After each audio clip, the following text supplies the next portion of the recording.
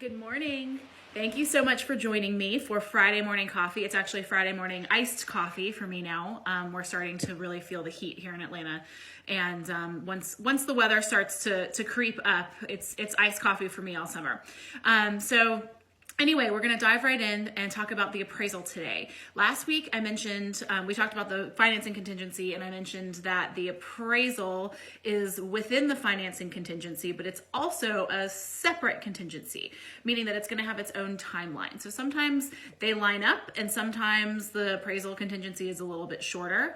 But let's talk about exactly what is an appraisal. So an appraisal, quite literally, is a valuation of the house. So what happens is the appraiser comes, they take a look at the house, then they look at other things in the area that have closed that would be similar to that, and determine what the value of that particular house is based on what has closed recently, usually within the last couple months.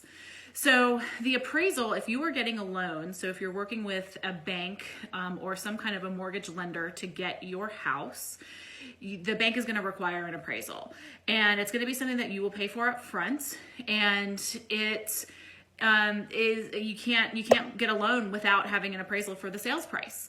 So there's a couple different outcomes with appraisals, and our favorite outcome, and I will say, I think most real estate agents out there hold their breath until the appraisal comes back and everybody knows that it's okay. It's just one of those things where you just never know, even if you're almost positive that it's going to be fine or almost positive that it's not going to be fine, there could be a big surprise for everybody. So basically, obviously, the two outcomes that we all prefer is that the value comes in at the sales price of your contract or above the sales price of your contract. And that's excellent because that means you have instant equity in your house. But of course, the outcome that we don't want is for the appraisal to come in lower than what your sales price is. And unfortunately, we are in an environment right now where prices are rising very quickly and have been over the past couple years. So we are seeing appraisals not coming in for the contract price. We've actually had 2 this year so far that have not come in, and we've had to renegotiate everything. So what do you do in that case? You have a couple of options. If let's say your sales price on the house is $350, and your appraisal comes in at $340. So you have $10,000 difference. So the bank is telling you, I'm not going to loan you $350 for this house. I'm going to loan you $340 for this house. So that $10,000 has to be made up somehow. So if the buyer is going to make up that $10,000 on their own, that's an additional $10,000 in cash that the buyer is going to have to come up with at closing, in addition to the down payment and any closing costs. So that's scenario A, where the buyer comes up with it. Scenario B is the seller reduces the sales price by $10,000. And something for sellers to keep in mind is the appraisal is, you're going to have to go through it again. If this one doesn't get worked out, you're going to have to go through another appraisal again anyway. So usually what we end up with is some sort of a combination of the two. So in that example, if we're $10,000 apart, what I would do is I would suggest that, okay, seller can reduce by $5,000 and the buyer can bring an additional $5,000 in cash to the table. That is if they have the additional cash. So there's a lot of different ways we can do it. We've seen it happen every which way. We've seen sellers come down the full amount, buyers come up the full amount. If it's a house that they absolutely love, they know they're going to be in for a while. And we've seen various splits. And we've also seen deals completely fall apart because of a bad appraisal. And I've had experiences where I'm working with the other agent, just sending stuff to the appraiser. Can you relook at this? Can you do this? And we've lost deals over it, unfortunately.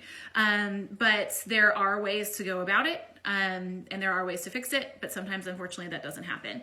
So one thing I also want to point out, and this is more for sellers to know, but if your buyer is obtaining an FHA loan or a VA loan, if the appraisal does not come in, that appraisal is going to stick with your property for 6 months.